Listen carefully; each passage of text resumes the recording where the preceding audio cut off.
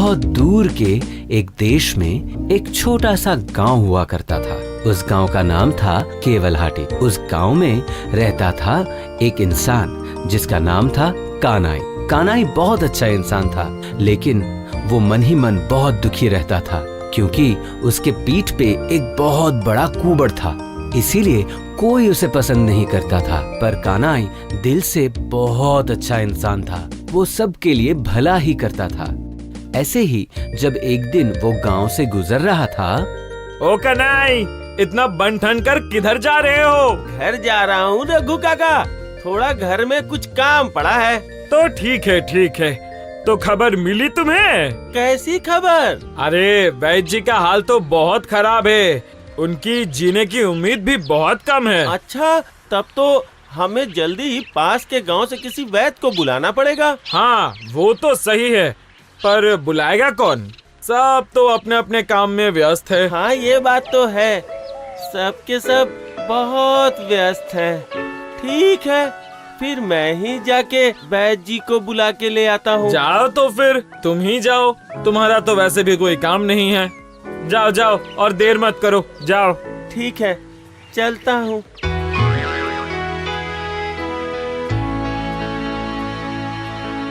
ऐसे ही कानाई दिन प्रतिदिन सभी का भला करता था, लेकिन बदले में कुछ भी नहीं मांगता था। पर फिर भी कोई उसे पसंद नहीं करता था। प्यार की दो बातें भी नहीं करता था। उल्टा उसके पीठ के कुबड़ को लेकर सभी उसका मजाक उड़ाते थे। इससे वो बहुत दुखी होता था।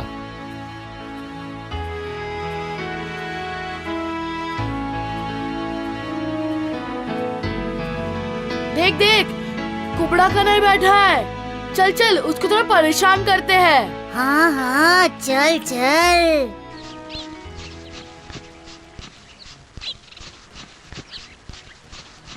अरे हरी, ओहो, कमलेश भी है साथ में। बोलो बोलो, कैसे हो तुम लोग? अरे ठीक हूँ। तुम कैसे हो? ठीक हो ना? ठीक ही हूँ। इस वक्त यहाँ बैठकर आप क्या सोच रहे हैं? अरे नहीं, क्या सोचूंगा। अच्छा कनाई भैया, मैं हर बार आपको कुछ पूछना चाहता हूँ और बार बार भूल जाता हूँ। कुछ पूछूं मैं आपको? क्या पूछना चाहते हो? पूछो पूछो। अच्छा, तो कौन सा काम है जो हम कर सकते हैं और आप नहीं? बोलो कनाई भैया। तुम कर सकते हो, मैं नहीं कर सकता। क्या काम हो सकता है? अभी दिमाग में नहीं आ रहा है। आपको इतना भी नहीं पता? पीठ के बल सोना जो हम कर सकते हैं, आप नहीं कर सकते। बेचारा कुबड़ा कनाई सीधा होके नहीं सो सकता है। हम चलते हैं कुबड़ा कनाई, तुम कोशिश करके देखना पीठ के बल सो सकते हो या नहीं। कुबड़ा कनाई, ये कैसी है सजा? सीधा नहीं सो सकता क्योंकि इसकी पीठ पर है बड़ा बोझा। भगवान, मैंने क्या पाप किया है जो आपने मुझे ऐसी सजा दी? मुझे कोई प्यार नहीं करता, सब मजाक उड़ाते रहते हैं। क्या ऐसे ही पूरी जिंदगी काटनी पड़ेगी मुझे? कुबड़ा कानाई ऐसे ही अपने दिल में अपने दुख को लेकर जिए जा रहा था। उसकी तकलीफों का कोई अंत नहीं था, लेकिन उसके पास एक बहुत अच्छी कला थी। वो अपने हाथों से बहुत खूबसूरत टोकरी बनाता था। ऐसी टोकरियां आजू बाजू के 10-20 गांव में कोई भी नहीं बना पाता था। जब वो बाजार में अपनी टोकरियां बेचने के लिए जाता था, तब उसकी सारी टोकरियां तुरंत बिक जाती थी। बाकी सारे टोकरी वाले कानाई से बहुत जलते थे क्योंकि उनकी तो बिकती नहीं थी। देख भाई, कुबड़े कन्हई का आज भी सारी टोकरी बिक गई। देख रहा हूँ, अपनी ही किस्मत खराब है। सुबह से टोकरियां लेके बैठा हुआ हूँ, कोई ग्राहक आया ही नहीं। इसका कोई ना कोई इंतजाम करना ही होगा। इस तरह से चलता रहा तो हम भूखे मर जाएंगे। उसको एक दिन पकड़ के अच्छे से धुलाई करेंगे। नहीं, ये सब नहीं करना है। इससे अच्छा इस बाजार में उसे अब बैठने ही नहीं देंगे। फिर लोग मजबूर होके हमसे ही टोकरियां खरीदेंगे। क्या बोलते हो? वाह, बहुत अच्छी बात की है तुमने, बहुत अच्छी बात। वो हर रोज हमारी आंखों के सामने से सारा सामान बेच के चला जाएगा और हम हाथ पे हाथ धरे बैठे रहेंगे इधर। हम और बर्दाश्त नहीं कर सकते। उसको इस बाजार में फिर से घुसने ही नहीं देंगे। इसी वजह से कुबड़ा कानाई के रोजगार पर भी फर्क पड़ने लगा। उसे बाजार में कोई भी बैठने नहीं देता था। टोकरी बेच के वो जितना भी कमाई करता था वो भी किसी को बर्दाश्त नहीं हुआ। कानाई और क्या करता, वो अपनी बनाई हुई टोकरियों को लेकर अपने कमर पर लाद कर बहुत दूर की एक गांव की ओर चल पड़ा, टोकरियों को बेचने की उम्मीद से।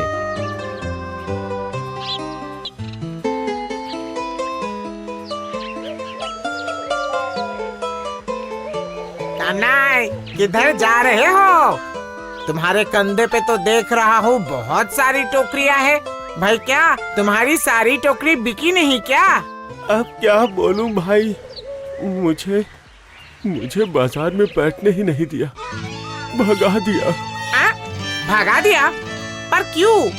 मेरे बाजार में बैठने से उनकी टोकरियों को कोई नहीं खरीदता है, इसीलिए। तो फिर सही है। बहुत दिनों से टोकरी बेच रहे हो, अब तुम्हारे पीठ के उस कुबड़ को बेचने की कोशिश कर सकते हो। वो भी थोड़ा बहुत टोकरी की तरह ही दिखता है। क्या बोलते हो? हाँ? चलता हूँ, बहुत अच्छा हुआ। अब इसकी अकल ठिकाने आ जाएगी। इसी तरह हर हफ्ते कानाई दूसरे गांव के बाजार में जाके अपनी टोकरियां बेचता था, पर इससे उसे बहुत तकलीफ होती थी। अपनी पीठ पर इतना बड़ा कुबड़ लेकर इतनी दूर जाने में उसे बहुत दिक्कत होती थी, पर वो इन सारी तकलीफों को नजरअंदाज करके अपना काम लगन से करता रहता था। एक दिन टोकरी बेच के आने में कनाई को बहुत देर हो गई। शाम ढलती जा रही थी और अंधेरा बढ़ता जा रहा था। वो अकेले पैदल चलकर जंगल में से गुजर रहा था। चलते चलते वो बहुत थक गया था, उससे और चला नहीं जा रहा था। तभी उसे दूर एक खंडहर दिखाई दिया। लोगों का मानना था वो भूतों का घर है, वहां पे भूत रहते हैं। पर कुबड़ा कानाई अंधेरे में चलते चलते उस घर के बहुत नजदीक आ गया। नहीं, अब और नहीं होगा, बहुत कष्ट हो रहा है ना, अब और नहीं चल पाऊंगा। यहीं थोड़ा बैठ के आराम कर लेता हूँ। अरे ये तो वही भूतों वाला घर है ना? हाँ वही तो है। चलते चलते मैं यहाँ तक चला आया। छोड़ो, जो होगा देखा जाएगा। शायद इसी में मेरी कोई भलाई हो। भलाई? मैं भी कैसी बातें सोच रहा हूँ। नहीं, ज्यादा सोचने से कोई फायदा नहीं। वैसे भी चलते चलते थक गया हूँ। सोच रहा हूँ थोड़ा सो ही जाऊँ।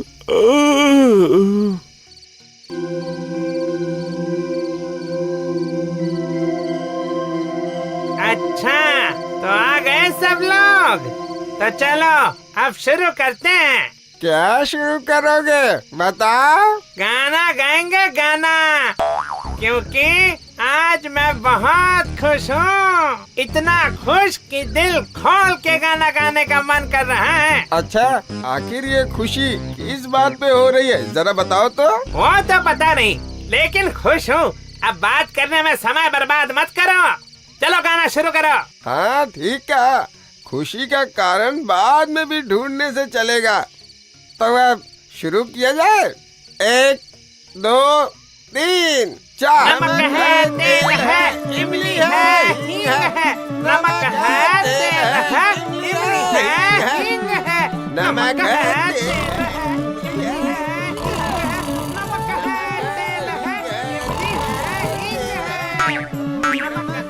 तेल है, इमली है, हींग है। नमक है, तेल है। अद्भुत भूत है, कितना अच्छा गा रहे हैं। क्या भूत लोग का गाना इतना अच्छा होता है? आहा, सुनने में कानों को बड़ा अच्छा लग रहा है। लेकिन इनके गानों में एक और लाइन जोड़ी जा सकती है। सिर्फ एक ही लाइन बार बार ये लोग गाए जा रहे हैं, फिर भी सुनने में अच्छा तो लग ही रहा है। अब जब तक मैं गाना नहीं गाऊंगा मुझे भी शांति नहीं मिलेगी। नमक है, तेल है, इमली है, हींग है। नमक है, तेल है, इमली है, हींग है। हाँ, यही तो। नहीं, मेरे दिमाग में एक और लाइन आ रही है। अगर ये नई लाइन गाने में जोड़ दूं तो कैसा रहेगा? बहुत अच्छा रहेगा। नमक है, तेल है, इमली है, हींग है, लहसुन है, मिर्च है, लौंग है, इलायची है। नमक है, तेल है, सुनो तो, इमली है, इसने तो हींग है, हमारे लहसुन अधूरे है, गाने को मिर्च है, पूरा कर लौंग दिया है। इलायची चलो है, चलो नमक जरा है, देखें तेल तो है, इतना अच्छा इमली गाना गाने वाला है कौन? हम भी इसके साथ गाएंगे। चलो चलो चलो। सारे भूत कानाई का गाना सुनकर बहुत खुश हुए। वो सभी कानाई के सामने आकर खड़े हो गए, पर कानाई तभी भी आंखें मूंद कर मस्त मौला होकर गाना गा रहा था। सारे भूत उसके साथ गाना गाते गाते नाचने लगे। एक भूत ने तो कानाई के पीठ के बड़े कूबड़ पे अपना हाथ फेर दिया और उसके हाथ फेरते ही वो कूबड़ आकर जमीन पे गिरा। आप लोगों को मेरा प्रणाम। आप लोगों का गाना सुन के ना मुझे बहुत अच्छा लगा, इसीलिए मैंने इसमें एक और नई लाइन जोड़ दी। मेरे अपराध को क्षमा कीजिएगा। अपराध किस बात का पागल? हमें तो तुम्हारा गाना सुन के बहुत खुशी हुई। अच्छा, आपकी खुशी में ही मेरी भी खुशी है। लेकिन लेकिन क्या कर रहे हो? नहीं, मतलब मैं इस तरह से सीधा कैसे खड़ा हो गया? मैं तो कूबड़ के बाहर से हमेशा दबा ही रहता था। तेरे पीठ पे कूबड़ नहीं रहा। अब तेरे गाने से खुश होकर हम सब ने उसे हटा दिया है। देख देख देख देख। हैं? यही तो। मैं इस वक्त कितनी खुशी महसूस कर रहा हूँ, आपको मैं बता नहीं सकता। मैं कैसे आप लोगों का धन्यवाद करूं? तेरे कपड़े तो पुराने हो गए, अब तू एक नया इंसान है और अब तक तो कुबड़ा कनाई भी नहीं रहा, तो हम तेरे कपड़े भी बदल देते हैं। ये ले।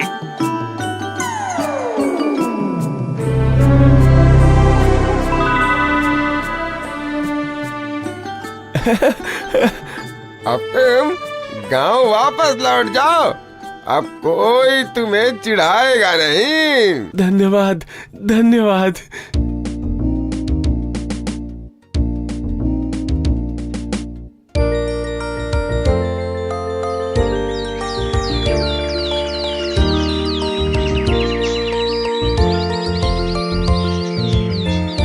कानाई के गांव वाले सभी कानाई को देखकर आश्चर्यचकित रह गए। सभी की बोलती बंद हो गई। कानाई ने सभी से कहा कैसे भूतों ने आकर उसका कूबड़ सही कर दिया। कानाई की बात सुनकर गांव के सभी लोगों ने उसका मजाक उड़ाना बंद कर दिया। सब लोग अब उसकी इज्जत करने लगे, लेकिन कानाई में कोई बदलाव नहीं आया। वो टोकरी बनाता था और सभी का भला करता था। कानाई और भूतों की कहानी आसपास के सारे गांव में फैल गई थी। ऐसे ही कई साल गुजर जाते हैं। एक दिन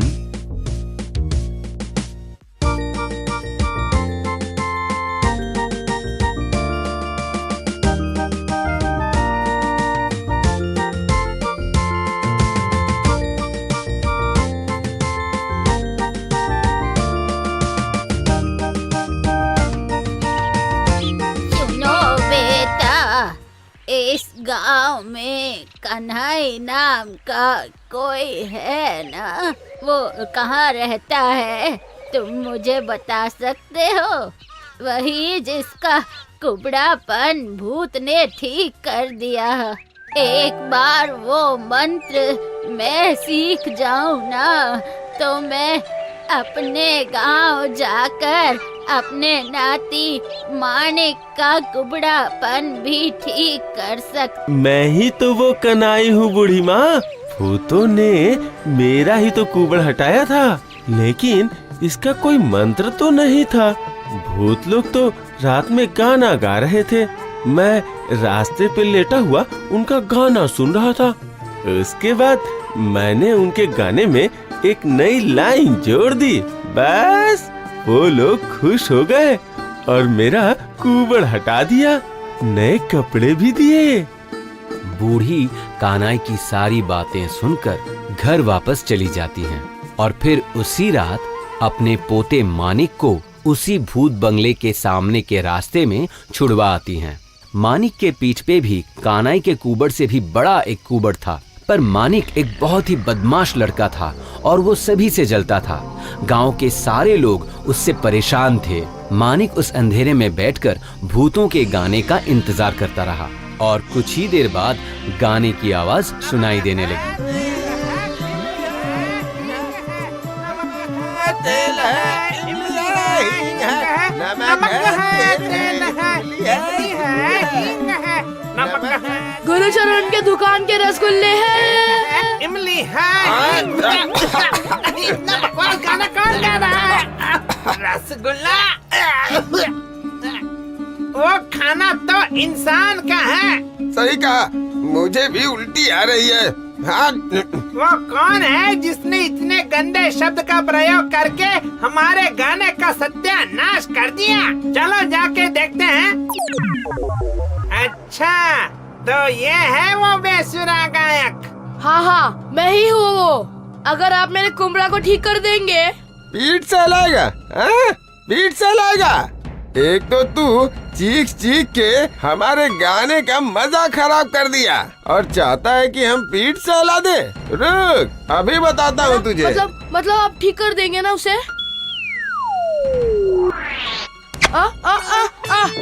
ये क्या कर दिया आपने? ओ, ये और बड़ा हो गया। अब भूत लोग ने क्या कर दिया ये सब? जा जा बेटा जा, अब और बड़ा कुबड़ा लेके घूमता रहे। चल जा। लोगों को जाके बताना कि गलत काम का गलत ही नतीजा होता है। हाँ।